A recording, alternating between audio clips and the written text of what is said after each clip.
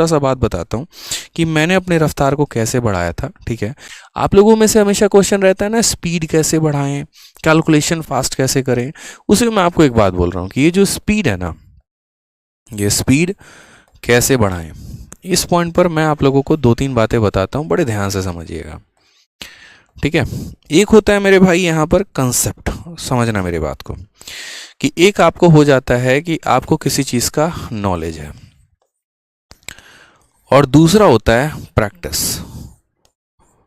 ठीक है, दूसरा क्या होता है आपका, प्रैक्टिस होता है।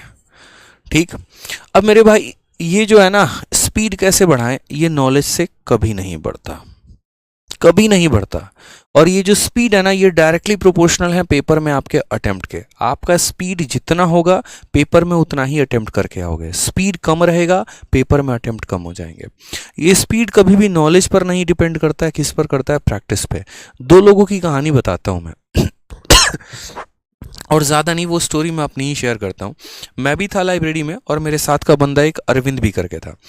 ठीक है, मैथ्स में नॉलेज के मैटर में मुझे बहुत ज़्यादा नॉलेज थी। मैं सवालों को बहुत शॉर्ट में करना जानता था। मेरे पास बहुत बेहतरीन बेहतरीन अप्रोच थे। अरविंद के अप्रोच काफ़ी बेसिक थे। ठीक है, सवालों को करता तो था लेकिन बेसिक अप्रोच से करता था। लेकिन फिर भी हम दोनों जब मॉक देने बैठते थे ना, तो हमेशा मुझसे 2 या 4 नंबर अरविंद के ज़्यादा ही रहते थे। और उस दिन मैंने लाइब्रेरी में एक बात अरविंद को बोल भी दी थी कि भाई देख, सिलेक्शन मुझे पता है हम दोनों लेने वाले हैं, लेकिन लिखित रूप में मुझसे ले लो कि जिस दिन रिजल्ट आएगा ना, उस दिन तुम्हारा मेरे से मैथ्स में 2 नंबर ज़्यादा रहेगा, लिख लो। 2 नंबर 4 नंबर जो भी रहे ज़्यादा रहे। कारण हम बताते हैं। कारण यहाँ पर यह था कि मेरे पास नॉलेज की कमी नहीं थी, लेकिन मैं प्रैक्टिस बहुत कम करता था। मैं मेंस के 3 मॉक लगाऊंगा ना, तो अरविंद ऐसा खतरनाक बंदा था कि वो मेंस के 5 मॉक लगाएगा। यानी उसके पास थोड़ा सा कम नॉलेज था, लेकिन उसके पास प्रैक्टिस बहुत खतरनाक थी।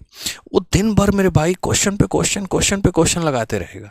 कई सारे रफ कॉपी भर देना, ठीक है, अड्डा के लेकर आओ, पूरा एकदम प्रीवियस ईयर के सारा कंपाइलेशन लगा रहे हैं, ये मॉक खत्म कर दिया, वो मॉक खत्म कर दिया, तीसरा मॉक खत्म कर दिया, मतलब खत्म पे खत्म किया जा रहा है। ठीक है, इतने क्वेश्चंस पे क्वेश्चंस लगाए जा रहे हैं ना, तो इसकी कैलकुलेशन ऑटोमेटिक फास्ट हो गई। अब जो बंदा यार 4 अंकों को 4 अंकों के साथ भिड़ाएगा, 3 अंकों को 3 अंकों के साथ भिड़ाएगा, तो मेरे भाई उसका तो जाहिर सी बात है कैलकुलेशन अच्छा होगा।